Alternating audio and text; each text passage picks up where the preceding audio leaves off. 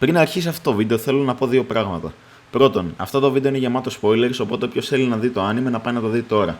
Και δεύτερον, γι' αυτό το βίντεο εμπνεύστηκα από τον Gonori, αλλιώς Animentary. Κάνει γαμάτα βίντεο και σας συνιστώ ανεπιφύλακτα το κανάλι του αν ενδιαφέρεστε για anime. Οπότε πηγαίνετε και κάνετε το ένα sub. Εγώ περιμένω. Το κάνατε? Ωραία, αρχίζουμε.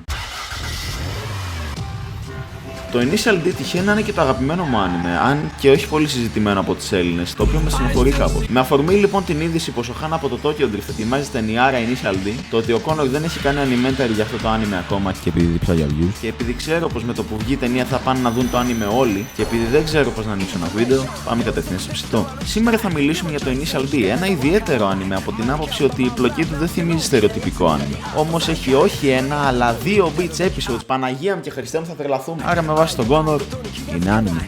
Η ιστορία μας λοιπόν αρχίζει σε ένα λύκειο όπου δύο κολλητοί, ο Takumi και ο Itsuki, συζητάνε για τα αμάξια που θέλουν να πάρουν όταν θα έχουν τα αντίστοιχα λεφτά, τα οποία τυχαίνει να είναι ΑΕ76.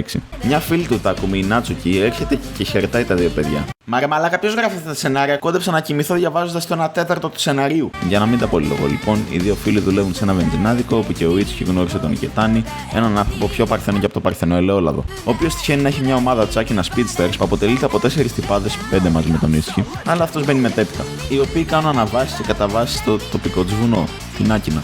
Ο Itsuki πρίζει τον Takumi να έρθει στην Άκινα να δει έναν αγώνα. Ο Takumi τελικά έρχεται μετά από πολύ πρίξιμο σφαιρικών γεννητικών οργάνων, και εκείνη τη μέρα τυχαίνει να έρθουν οι Akagi Red Suns, μια ομάδα από ένα άλλο βουνό που περιέχει τους καλύτερους αγωνιστές. Δεν ξέρω, ακούγεται λίγο cringe αυτή η λέξη. Αυτούς τέλος πάντων.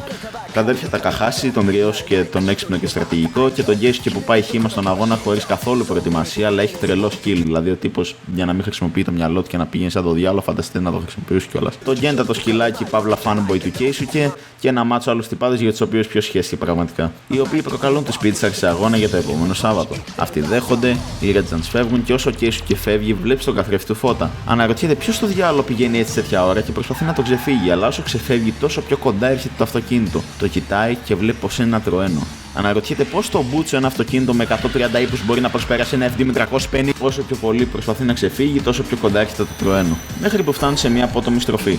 Το τροένο τον προσπερνάει και αυτός αναρωτιέται αν ο οδηγός έχει πιει λίγο παραπάνω ή όχι, γιατί πηγαίνει σε αυτή τη στροφή σαν το Σουμάχερ. Και εκεί που νομίζω το τροένο θα τρακάρει, να σου που κάνει ένα drift που ούτε πολύ μακρύ με πόσα χρόνια πείρα θα μπορούσε να κάνει. Και κάπως έτσι εξαφανίζεται. Εκεί αρχίζει ο θρύλος του καλύτερου downhiller της Ιαπωνίας, του Takumi Fujiwara.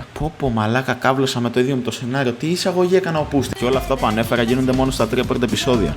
Το anime έχει 80 επεισόδια, ένα μάτσο extra stages και μια ταινία. Αυτό εννοώ όταν λέω πως το Initial D τα έχει όλα. Θες αμάξια, αγκόμενες, beach episodes, κακή πλοκή, μαγκάκα να βαριούνται να γράψουν σενάριο, άτομα που απορείς πως στο sequel κάνουν οικογένεια, έναν υπερβολικά οπή χαρακτήρα, ο οποίος να καπνίζει πιο πολύ και από το μέσο φοιτητή και να μην παθαίνει τίποτα.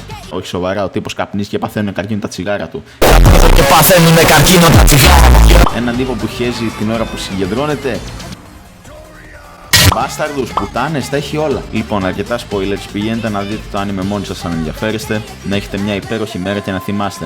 Όταν μια κοπέλα σας λέει να είστε εκεί μια συγκεκριμένη ώρα, να είστε εκεί αυτή τη συγκεκριμένη ώρα. Όχι να το σκέφτεστε 2 μέρες και τελευταία στιγμή να χάνει το